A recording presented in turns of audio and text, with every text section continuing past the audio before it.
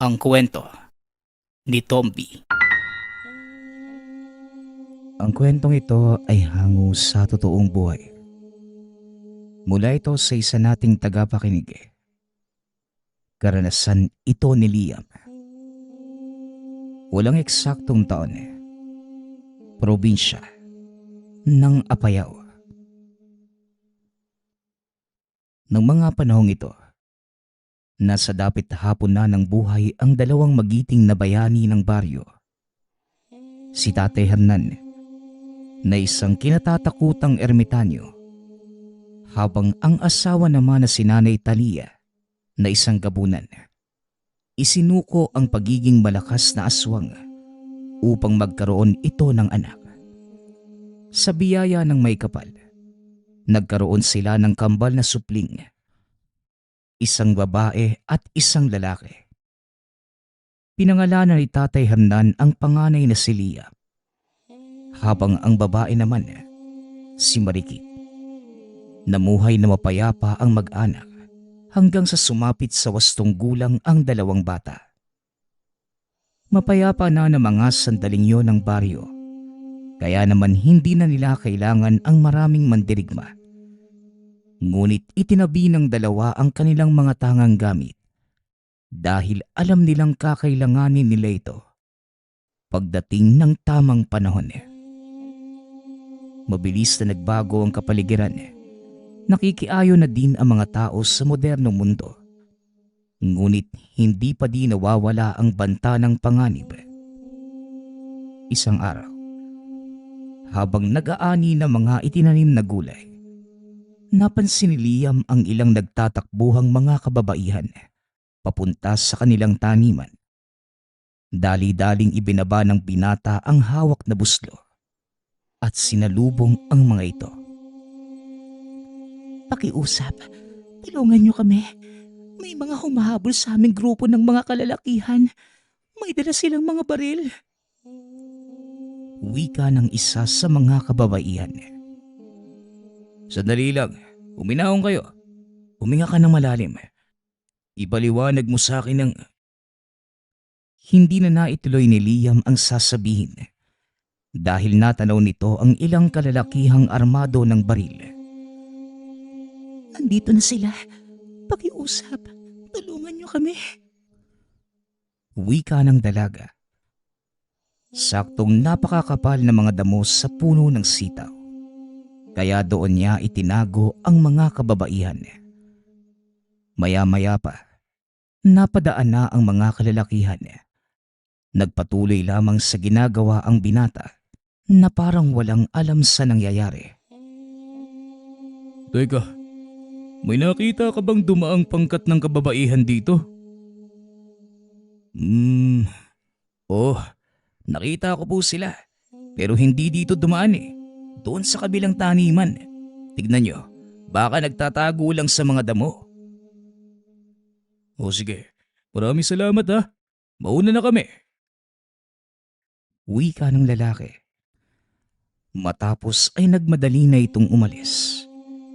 Nang makalayo na ang mga kalalakihan, dali-dali namang ipinuslit ng binata ang 4 na kababaihan. Dinala niya ang mga ito sa kanilang tahanan na labis namang ikinagulat ng ina. Oh, Liam, sino naman yung mga kasama mo? At bakit ang dudungis ninyo?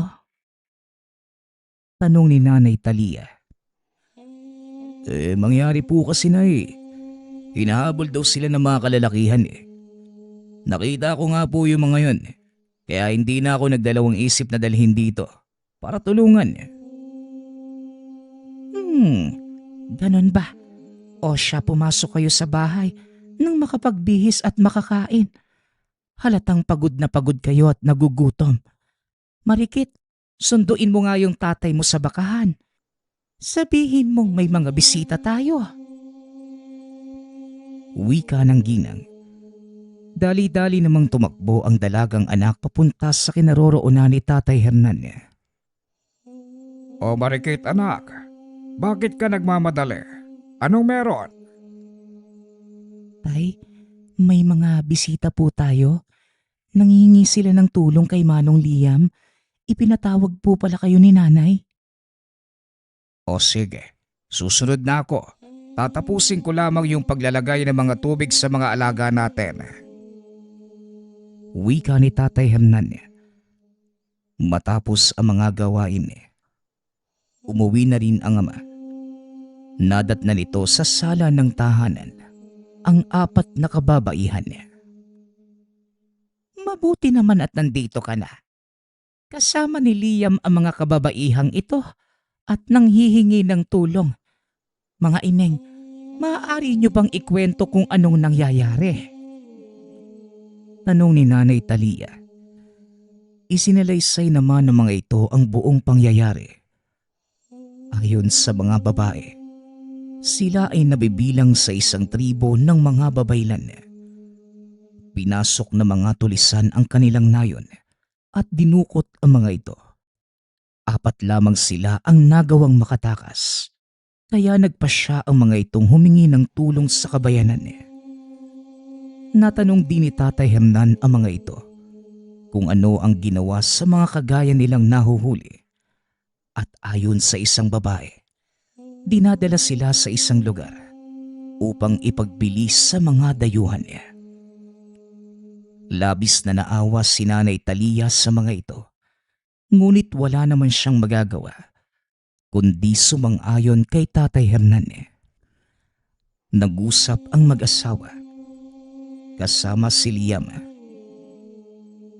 Nako, tapos na tayo sa pagkikipaglaban, Talia. At ayoko nang masangkot pa tayo sa kaguluhan. Nananahimik na ang pamilya natin. Wika ni Tatay Hernan. Pero Hernan, hindi mo ba nakikita yung mga nangyayari? Baka tadhana sa atin ang pagtulong sa iba at kahit anong pag-iwas ang gawin mo, wala tayong magagawa dahil nakabuntot na ito sa mga buhay natin. Iba na ang panahon ngayon, Talia. May mga anak na tayo at may pinoprotektahang buhay. Ayokong isuong ang mga bata sa naging buhay natin noon. Muling wika ni Tatay Hernan. Hindi nagsasalita si Liam. Tinitignan lamang nito ang mga magulang habang nagdidiskusyon. Sa isip-isip ng binata, tama naman ang suhestyon ng ama. Matagal na silang namumuhay ng payapa at walang sino man ang gumagambala sa kanilang baryo. Ngunit napagtatanto din ito ang sinasabi ng ina. Nakaakibat na ng buhay ang pagtulong sa kapwa. Habang nag-uusap ang mag-asawa, narinig ni Liam na may kausap sa labas ng bahay ang kapatid na si Marikit. Nang tignan niya kung sino ang mga ito, laking gulat ng binata dahil yun yung mga kalalakihang humahabol sa tinulungan niyang mga babae. Iniwanan nito ang nagtatalong mga magulang upang puntahan ang kapatid. Hindi naman ito napansin ng dalawa dahil abala nga sila sa pagdidiskusyon. Magandang umaga ho. Hindi ba kayo yung naghahanap ng mga babae kanina sa bukid? Nakita niyo na ba sila? Tanong ni Liam. Siniko nito si Marikit. Nakagad namang naintindihan ng dalaga. Sige po, si Manong Liam na ang bahala sa inyo. Babalik na po ako sa aking gawain, ha? Wika naman ni Marikit. Di namin sila natagpuan eh. Pero may nakapagsabing nakita kanila na may kasamang 4 na kababaihan at pumasok sila mismo sa bakuran mo. Tugon ng lalaki. Napangiti na lamang si Liam at napakamot ng ulo. Nako, sino po ba yung napagtanungan nyo? Pasensya na po ha, pero hindi naman sa sinasabi kong mahilig kayo magpapaniwala. Pero mas maganda ho siguro kung kayo na mismo yung magpatunay, no? Tumuloy po kayo at tignan kung may makikita kayo mga babae sa loob ng bahay. Pasok po kayo. Wika ni Liam. Sabay postura na parang pinapapasok ang mga kalalakihan. Hindi na. Salamat na lang at pasensya sa abala. Kung sakaling may mapadaan dito, ipagbigay alam mo kagad sa bayan. Mapanganib yung mga babaeng yun eh. At gulo ang dala nila sa baryo kung sakaling mapadpad sila dito. Gulo? Pwede ko bang malaman kung bakit gano'n na lang yung kagustuhan yung mahuli yung mga sinasabi niyong babae? Saka, ano ba yung mga itsura ng mga yun? Baka sakaling makita ko, di makikilala ko kagad sila. Pilit kumukuha ng impormasyon ng binata para malaman ang totoong dahilan kung bakit hinahabol ng mga ito ang 4 na kababaihan. Sila ay mga mag-aaral ng isang mambabarang sa kabilang nayon. Marami nang napinsala ang kanilang maestra. Ngunit nahuli namin ito kasama ang ilan pang mga kagaya nila. Sa kasamaang palad, nakapuslit yung 4 na yun eh. At ngayon pakalat-kalat na lamang sa bayan. Mag-iingat kayo ha. At sa oras na makita nyo sila, ipagbigay alam nyo kagad sa mga tanod. Pagpapaliwanag ng lalaki. Halata sa pananalita nitong wala siyang kaalam-alam na si Tatay Hernan ang kasalukuyang kapitan del barrio ng lugar. Matapos makipag-usap, kagad na ding umalis ang mga kalalakihan. Tiwala naman si Liam na hindi na babalik ang mga ito dahil sa sinabi niya. Ngunit kinagabihan habang naghahapunan ang mag-anak, laking gulat ng binata dahil may kumatok sa kanilang pintuan ang isa sa mga kagawad ng kanyang ama. Dali-dali namang tumayo ang binata upang pagbuksan ito ng pinto. Magandang gabi sa iyo, iho. Maaari ko bang makausap si Kapitan Hernan? Tanong na matanda. Narinig naman ni Tatay Hernan ang boses nito, kaya kagading tumayo at hinarap ang kagawad. Oh, Paste, gabi na. Anong problema? Pasensya na sa abala, Kapitan. Mangyari kasi, may mga kalalakihang nagpunta sa kabisera. Hinahanap daw nila yung 4 na kababaihan. Ganun ba? Ano naman daw ang kanilang dahilan? Hindi nila sinabi ang buong detalye, pero nag-aantay sila doon sa kabisera. At ikaw ang gusto nilang makausap. Mukhang galit na din yung mga yung kapitan eh. Natatakot na yung ilang residente dahil may dalang baril ang mga taong yon. Wika ni Mang Basti. Napatingin si Tatay Hernan kay Nanay Talia. Nakatitig lamang din ito ng masakit sa kanya. Ganun ba, Baste? O siya, sandali lang at magbibihis muna ako. Susunod na ako, Baste. Mauna ka na. At sabihan mo ang mga tanod, maghanda sa posibleng kaguluhan. Wika ni Tatay Hernan, sabay kuha ng kanyang mga damit. Akmang palabas na sana ng tahanan, ngunit hinarang ito ni Nanay Talia. Mukhang may nakakalimutan ka yata. Wika ng ginang. Nagulat ito nang bigla siyang halikan sa noo ni Tatay Hernan. Hindi yan ang ibig kong sabihin, Hernan. Kundi ito. Wika ni Nanay Talia, sabay abot ng kamagong na basto ni Tatay Hernan.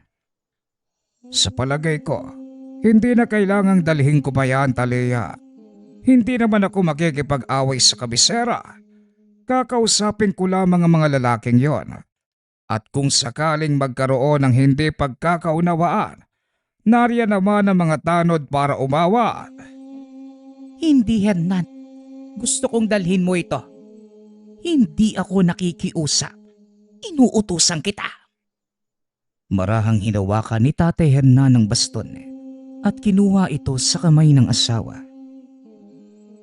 Oo na, dadalhin ko na nga. Sige na, alis na muna ako. Liam, ikaw na muna ang bahala rito ha, habang nasa kabisera ko. Wika ni Tatay Hernan. Tumango lamang si Liam. Nagpatuloy sa pagkain at pagkatapos, Pinuntahan nito ang mga kababaihang itinago ni Nanay Talia sa maliit na kubo sa likod ng kanilang tahanan. Kakatapos lang ding kumain ng mga ito at kasalukuyang nagpapahinga. Pasensya na kayo sa istorbo pero may ilang katanungan lang sana ako. At sana maging tapat kayo sa mga sagot ninyo. Wika ni Liam. Itinanong ng binata ang pangalan ng mga kababaihan. Ngunit isa lamang sa kanila ang nagsalita. Ako na ang magsasalita para sa aming pangkat. Ang pangalan ko nga pala ay Maria. Kahit sino na sa inyo, ang importante, masagot ang katanungan ko. Dahil kaligtasan naming mag-anak ang nakasalalay rito. Gusto ko malaman ng katotohanan. Bakit ganun na lang ang pagnanais ng grupong yon na mahuli kayo? Ano bang kasalanan niyo sa kanila? Kagaya ng sinabi ko sa'yo, kami ay mga babaylang alabay. Pinasok ng mga kalalakihan ng nayon namin at hinuli ang lahat ng mga kasamahan ko, kasama ang aming guro. Kaming 4 lang ang nakaligtas. Nakausap ko kasi yung mga kalalakihang naghahanap sa inyo Nagbigay sila ng babala sa akin. Mga mambabarang daw kayo. Totoo ba yung bintang nila sa inyo? Kaming mga babaylan, may kaalaman sa halos lahat ng karunungan ng kalikasan, lalo na ang barang. Pero ginagamit namin yun sa panggagamot lang. Wika ng dalaga. Naging maganda ang takbo ng usapan ng mga ito hanggang sa nagawang paaminin ni Liam ang totoong dahilan kung bakit sila hinuhuli ng mga kalalakihan. Ang totoong dahilan kung bakit kami hinahabol ng mga kalalakihang yon ay dahil dito. Wika ni Maria. Sabay pakita sa kanyang likod. Nagulat si Liam dahil may mga salitang nakaukit sa balat nito. Ano naman yung mga yan Bahagi ito ng isang makapangyarihang dasal na maaaring bumuhay ng patay. Nakuha na ng kanilang pinuno ang kasulatan, ngunit hindi nila ito magagawang paganahin dahil nasa katawan ko ang isa sa mga pahina at ang ilan sa mga nawawalang salita, kabisado ng mga kasama ko. Ito ang dahilan kung bakit pinili naming makatakas. Dahil sa oras na mabuo ang dasal, malaking gulo ang mangyayari. Sino naman yung mga taong naghahangad na makuha yung sinasabi mong dasal Muling tanong ng binata. Ang taong nagngangalang Amay, isa siyang mangkukulam na naglalayong buhayin ng kanyang asawa. Kung ganon, bakit naman ito hahangarin na mabuhay ang isang taong namayapa na? Ang mag-asawang Amay at Criselda, kilala bilang malakas na mangkukulam sa bayang pinagbulan namin, isinumpa ng aming grupo si Criselda dahil sa panggagambala nito sa mga tao. Ngunit kalaunan, hindi kinaya ng kanyang katawan ng sumpa. Tuluyan itong bumigay at namatay. Naniniwala si Amay na paghala-gala lamang sa paligid ang kaluluwa ng kanyang asawa. Kaya gumagawa ito ng paraan para maibalik ito. Pagpapaliwanag ng dalaga. Dagdag pa ni Maria. Kaya din nila pinaghiwalay ang mga pahina ng aklat ng dasal. Dahil sa oras na gamitin ito ni Amay, hindi lang kaluluwa ng kanyang asawa ang maaari nitong pabalikin. Posible ding sumama ang mga lagalag na kaluluwa. At kung hindi maaagapan, maaaring makatawag pa ng demonyo ang mga ito. Samantala, dako naman tayo sa panig ni Tatay Hernan. Kasalukuyan itong nakikipag-usap sa mga kalalakihan at kinikwento ang bersyon ng kanilang kwento. Ayon naman sa mga ito, ang 4 na kababaihang hinahabol nila, mga mambabarang na pumapatay ng napakadaming kabataan sa lugar.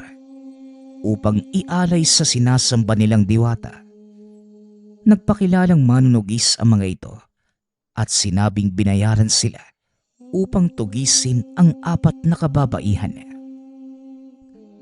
Kung ganoon, delikado pala ang mga kababaihang ito ha. Sa ngayon, wala pa naman akong nakikitang kahalintulad ng deskripsyon ninyo dito sa baryo. Pero sa oras na may malaman ako, ipagbibigay alam ko kagad sa inyo. Wika ni Tatay Hernan.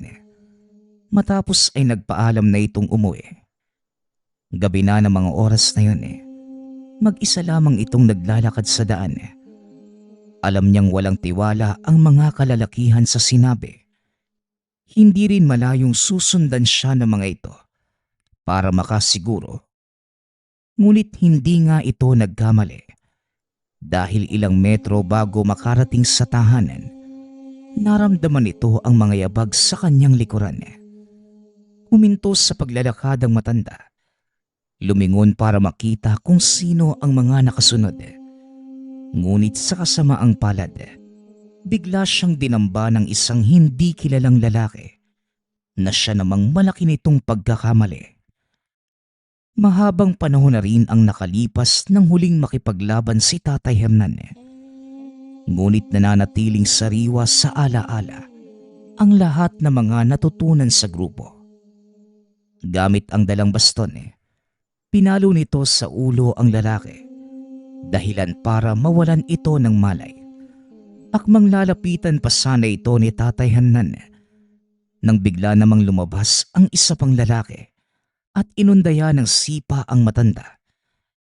Naglabas ng itak ang lalaking yun. Sinugod ang matanda. Ngunit laking gulat nito nang biglang may kamaong tumama sa kanyang muka. O tay, ayos ka lang ba? Hindi mo pagkakatiwalaan ang mga taong kausap mo sa kabisera. Ano man ang sinabi nila sa'yo, nagsisinungaling po ang mga yan.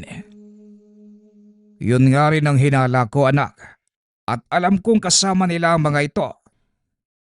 Siniguro ng mag-ama na hindi na makakaligtas pa ang dalawang lalaki dahil siguradong makakarating ang nadinig na mga ito sa kanilang pinuno. Inihulog nila Liam at Tatay Hernan ang bangkay ng dalawang lalaki sa bangin. Malakas ang agos ng ilog sa baba nito, kaya paniguradong hindi na makikita ang mga bangkay. Matapos ay dali-dali na silang umuwi. Pagkarating sa tahanan, personal na kinausap ni Tatay Hernan ang mga kababaihan at isinalaysay naman ng mga ito ang pangyayari. Matapos ang pakikipag-usap, bumuo ng plano si Tatay Hernan upang mailayo sa panganib ang mga ito. Dadalhin ko kayo sa kabilang isla. Doon mas magiging ligtas kayo. Makakasama ninyo ang dalawa kong anak na si Liam at Marikit doon. Para may makasama naman kayo. Maghanda ka na, Liam.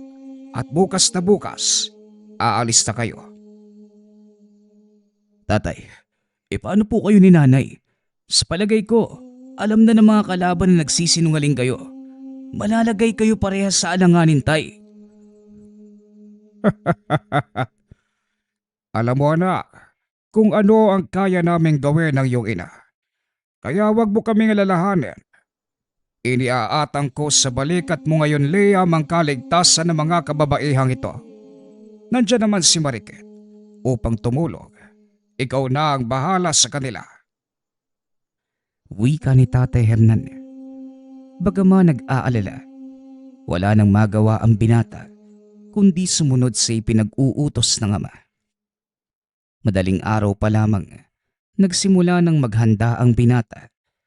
Isinakay nito ang mga kababaihan sa bangka at itinawid sa karatig pulo. Ano ang meron sa lugar na pupuntahan natin, Liam? Nakakasiguro ko bang ligtas tayo doon? Paano na ang mga magulang mo? Tanong ni Maria. Ang islang pupuntahan natin, dating kanlungan ng pangkat nila tatay. Doon sila nagtatago, kasama ang buong samahan. Noong aktibo pa sila sa pagiging bandidong pirata. Tugon ng binata. Ano? Pirata ang mga magulang mo? Gulat na tanong ni Maria. Hindi ko nga pala naikwento sa inyo, no? O, parang gano'n na nga. Pero ang kayamanang napipirata nila mula sa sakim ng mga tao, ibinabahagi nila sa mga naghihirap. At ito din ang dahilan kung bakit unti-unting umunlad ang sityo. Huwag kang mag-alala, ligtas kayo sa islang yon. Pagpapaliwanag ni Liam.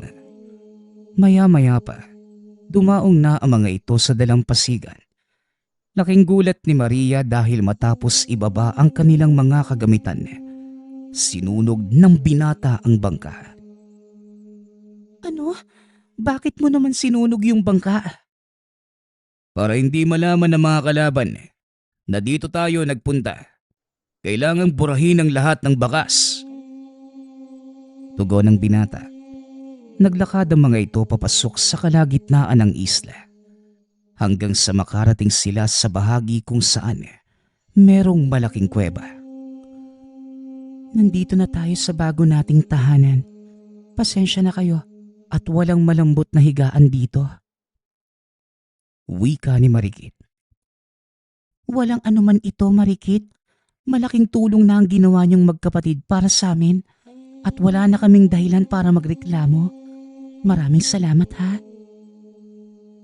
Ramdam ni Liam ang tensyon sa pagitan ng dalawang dalaga, kaya dali-dali niya itong inawat.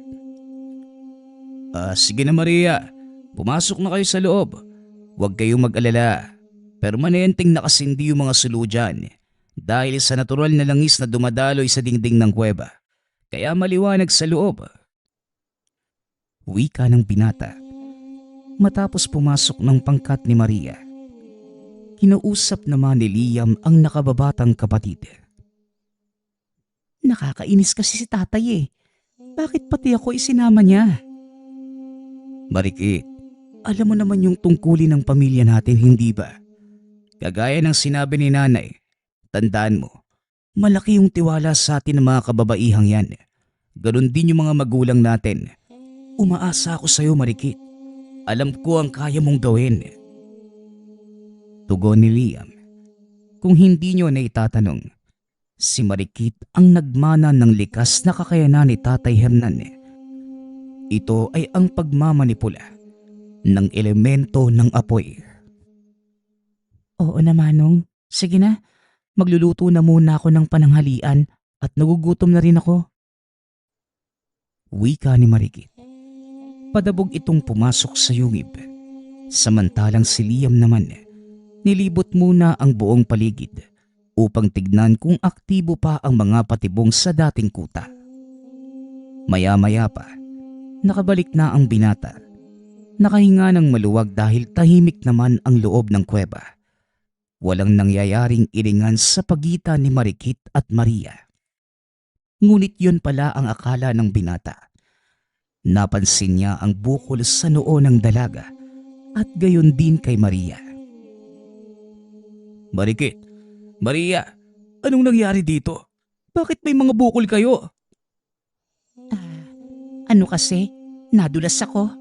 Sinalo lang ako ni Marikit. Kaya nagkaumpugan kami. Di ba Marikit? Di ba mga kasama? Oo Manong, tama yung sinabi ni Maria. Paano? Tatanga-tanga kasi. Hindi tinitignan yung dinaraanan. Pasensya ka na ha, Marikit. May kung sino kasing naglagay ng kawali sa gitna ng daan. Kaya hindi ko namalayan. Naapakan ko. Sinasabi mo ba na ako ang may kasalanan? Ano bang gusto mo mangyari? Ano? Tara sa labas. Napakamot na lamang ng ulo si Liam. Tinitigan ang kapatid. Biglang nanigas ang katawan. Napaupo dahil sa presensya ng binata. Napaatras din si Maria nang maramdaman ito. Ang hindi pangkaraniwang lakas ng binata. Kung hindi nyo na itatanong, si Liam naman ang nagmana ng kakayanan ng kanilang inang si Nanay Talia. Nasa katawan ng binata ang bertud ng gabunang pinagmula ng kanyang ina. Itigil nyo na nga yung kaguluhang to. Tayo-tayo na lang yung magkasama dito sa iisang bubong. At sa ayaw at sa gusto nyo, magsasalubong ang mga tingin at daan natin. Kaya anumang hindi pagkakaunawaan, isantabi nyo muna. Maliwanag ba? Maria! Marigit! Wika ni Liam. Maliwanag, Manong. Pasensya na, hindi na po mauulit. Tugon ni Marikit. Tumingin naman si Liam kay Maria at napayuko na lamang ang dalaga. Ipagpaumanhin mo, Liam. Hindi na mauulit. Wika naman ni Maria. Makalipas ang ilang araw, nagawa din ng mga itong magkasundo. Wala na ding nangyaring kakaiba hanggang sa oras na dumating si Tatay Hernan. Liam, sandali lang akong daraan dito. Mainit na ang sitwasyon sa baryo. Kagaya ng sinabi ko, lalabas ang tunay na kulay ng kalaban. Naparito lang ako para iabot sa iyo ang mga bagay na ito. Hindi na ako magtatagal pa, Liam. Muli, ikaw na muna ang bahala sa mga panauhin natin. Magdadala na lamang ako ng mga kailangan nyo sa mga susunod na araw. Sa ngayon, pagtiyagaan nyo muna itong mga gulay at prutas mula sa ating pananim. Wika ni Tatay Hernan. Hindi na din ito nagtagal pa. Naging ganoon ang sistema ng pagkikita ng mag-ama. Hanggang sa isang araw, hindi na ito dumating. Nangamba si Liam na baka may nangyari ng masama sa mga magulang. Kaya naghanap ito ng paraan para makabalik sa kanilang baryo. Gamit ang kakayanang minana sa ina, lumipad ang binata sa kauna-unahang pagkakataon. Ngunit bago pa man ito makarating sa paroroonan, namataan ng binata ang isang bangkang papunta sa kanilang isla. Gabi na ng mga sandaling yun, bahagyang bumaba si Liam para makita kung sino ang sakay ng bangka. Nanlaki ang mga mata nito dahil mga armadong kalalakihan ang nakasakay roon. Dali-daling bumalik ang binata sa isla at binalaan ang mga kasamahan. Sa palagay ko, hindi natin kailangang umalis sa kinaroroonan natin ngayon, Manong. Protektado na mga patibong ang paligid ng kuweba at sa dalampasigan pa lang, kung hindi mag-iingat ang mga mangangahas pumasok, siguradong mapapahamak na sila. Tama ka, Marikit. Pero sikapin pa din ninyong wag magpakita sa mga taong paparating. Delikado. May mga dala silang baril. Hindi ko alam kung kaya ba nating sagupain ang mga yon o hindi. Manong, magtiwala ka lamang sa kakayanan mo. Ikaw tong nagmana ng dugo ni nanay eh. Sayang naman yung pagiging gabunan mo kung hindi mo rin gagamitin. Ako nga, bala ko munang makipaglaro sa kanila eh. Basta. Mag-iingat ka, Marikit. Sige na. Babalik ako sa dalampasigan para salubungin sila. Pagkarating ng binata sa dalampasigan, saktong nakadaong na ang bangka. Naghahanda na din ang mga kalalakihan para maglakad papasok ng isla. Hanggang dyan na lang kayo. Wika ng binata. Nagulat ang mga kalalakihan nang makita si Liam na nakatayo sa kanilang harapan. Walang pagdadalawang isip na pinaputokan ng mga ito ang binata. Ngunit walang epekto ang kanilang mga bala sa malakas na pangontra ni Liam. Sinugod niya ang mga ito. Pinagsusuntok.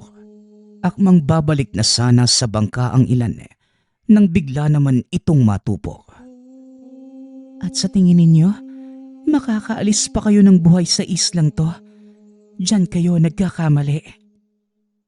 Wika ni Marikit.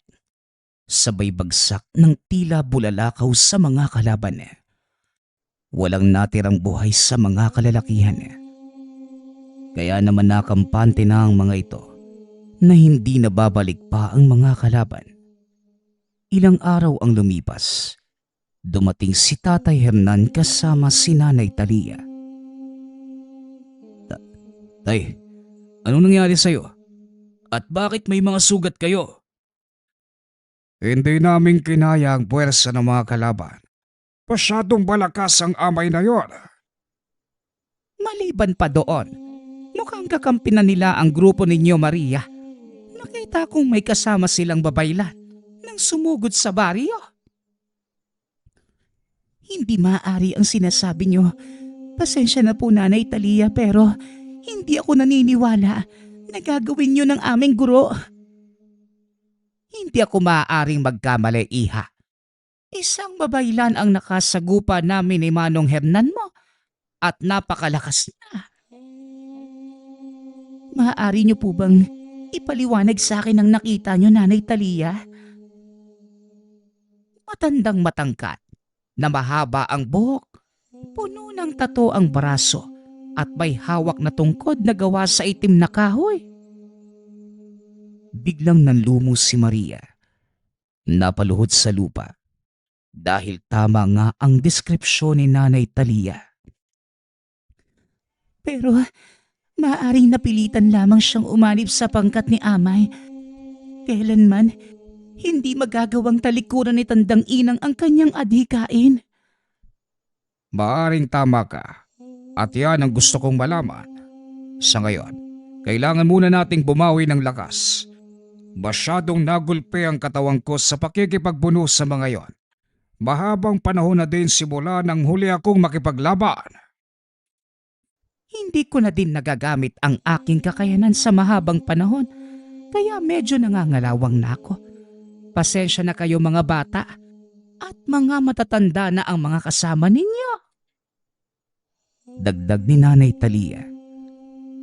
Wala po kayong dapat alalahanin, mga kasama. Tulungan niyo akong gamutin ang mga sugat nila Manong Hernan at Nanay Talia. Wika ni Maria. Nanatili namang alerto si Liam sa lahat ng oras. Dahil sa lalong madaling panahon, maaaring magsulputan na ang mga kalaban. Habang nag-iikot sa paligid, napadpad ito sa bandang likod ng isla. Laking gulat ng binata dahil naroon ang maalamat na barko. Sira-sira na ito, nakasadsad na sa buhanginan, ngunit makikita pa din ang taglay nitong kagandahan. Nagulat si Liam nang biglang magsalita ang ama sa likod. Marami kaming pinagsamahan sa barkong yan. Lahat ng alaala, nakadikit na sa bawat bahagi ng barko. Kaya nagpasya kung wag na itong palubogin sa dagat. Hanggang ngayon, buhay pa din ang mga kanyon at parang bago pa. Teka tay, may naisip ako. Yun ay kung sasang-ayon ka. Huwag ka nang magsalita. Alam ko ang takbo ng isipan mong bata ka. Oo, pumapayag ako. Sa katunayan, ito din ang dahilan kung bakit ako naparito. Gagamitin natin ang mga kanyong to para mapigilan sila. Kahit papaano mababawasan ang puwersa ng kalaban kung sakaling sumalakay sila sa islang ito. Wika ni Liam. Sinang-ayunan naman ng ama ang sinabi ng binata. Kaya kagad na nilang ginawa ang pagpaplano. Isa-isang ibinaba ang mga kanyon. Inilagay ito sa dalampasigan. Kahit papano, marami pang natirang bala sa loob ng barko.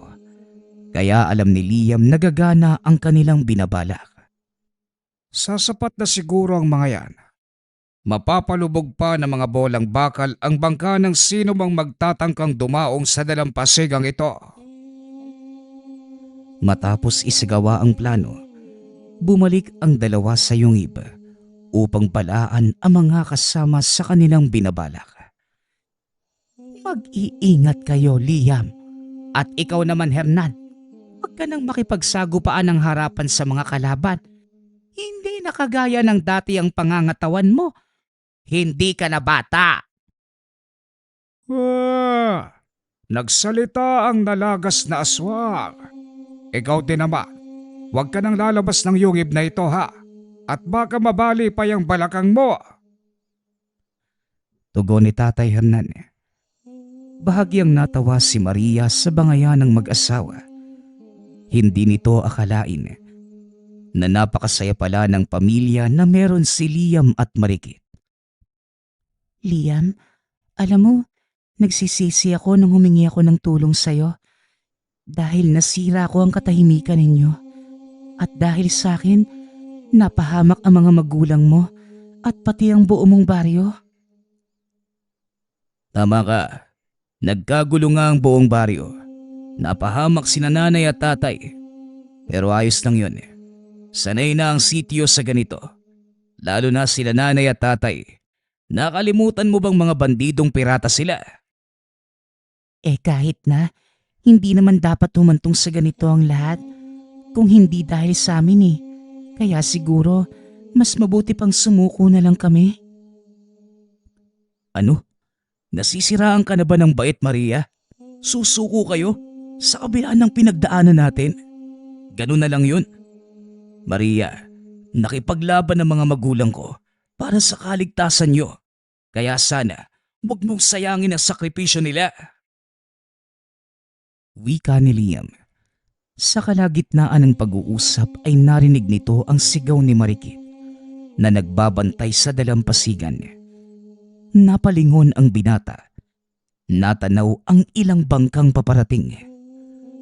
Magsipaghanda na kayo dahil ito na ang pinakahihintay natin. Wika ni Tatay Hernan. Sinindihan ng binata ang mga sulong nakatapat sa bawat kanyon. Pinaputok ang mga ito. Tinamaan ang ilang bangka ngunit may mga nakaligtas. Isa sa mga ito ang bangka kung saan lulan ang pinuno ng mga kalaban at ang guro ni na Maria na si Tandang Inang. Hindi nga po kayo nagkakamali. Bakit naman to ginawa ni Gurong Inang? Wika ni Maria. Dali-dali itong tumakbo para salubungin ang mga kalaban. Hindi na nagawang pigilan ng binata ang dalaga dahil sa bilis ng pagtakbo. Nakita naman ni Marikit na nag-angat ng tungkod ang matanda upang magbitaw ng orasyon. Kaya dali-dali itong nagpakawala ng mga bolang apoy. Nagpalit anyo na din si Liam. Sinugod ang mga kalaban. Sa pagkakataong yon hindi na pinigilan ng mag-asawa ang mga anak. Maging ang mga kalaban hindi inaasahan ang madadatnan. Wala silang kaalam-alam sa mga kakayanan ng dalawang anak ni Tatay Hernan. Aba, nasurpresa ko sa mga kakayanan niyo. Talagang ang totoo ang sinasabi ng mga taong napagtanungan ko tungkol sa inyo. Isang kinatatakotang ermitanyo at isang gabunan. Magiging masaya ito at sisiguraduhin kong pagkatapos ng labang ito, kokolektahin ko ang inyong mga kaluluwa para ialay sa aking Panginoon. Hayaan mo. Nako ang humarap sa kanila, amay.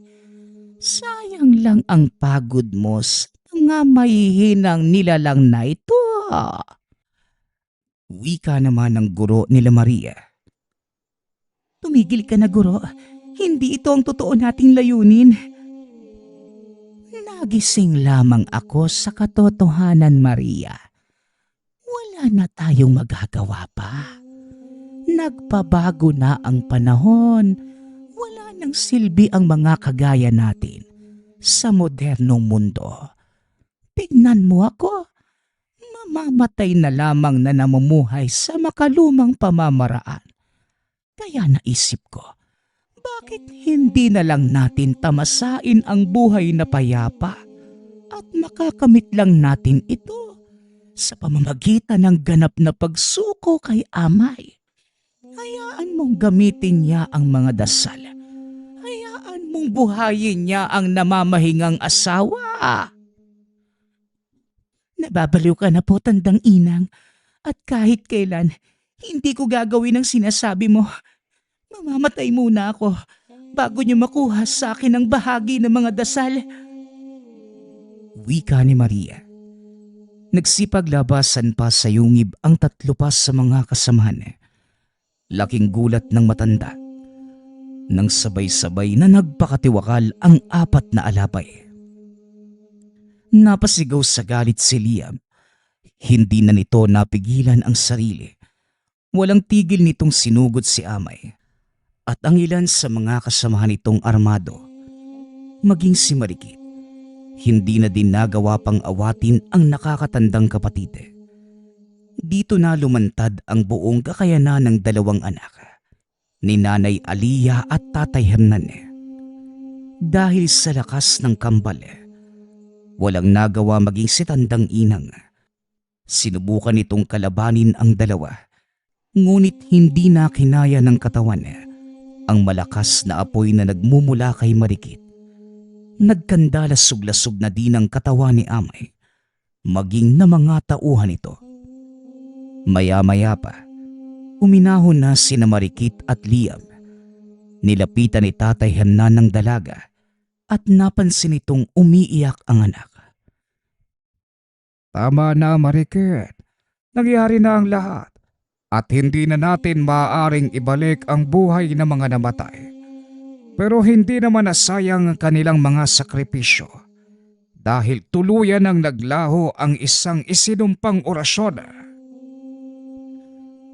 Tatay, naging kaibigan ko na po sila. Sa buong buhay ko, ngayon lamang ako nagkaroon ng mga totoong kaibigan. Tapos, ganito pa yung nangyari. Ganyan talaga ang buhay, anak. May dumarating, may nawawala, at patuloy lamang itong iikot. Kaya huwag kang mag-alala.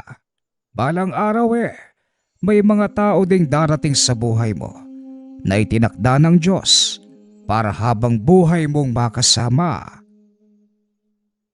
Pangaral ni Tatay Hernan. Hindi naman na nagsalita pa si Liam. Tumayo na lamang ito. Naglakad papunta sa dagat, sabay dapa sa buhanginan. Matapos ang kaganapang yun, hindi na muling nasundan pa ang pagsalakay sa kanilang baryo at unti-unti na ding nagbalik sa dati ang lahat. Nagpapasalamat nga pala ako sa lahat ng sumusuporta sa ating channel. Nawa ay patuloy niyong suportahan at pakinggan ang ating mga kwento. Hanggang sa muling pakikinig. Paalam.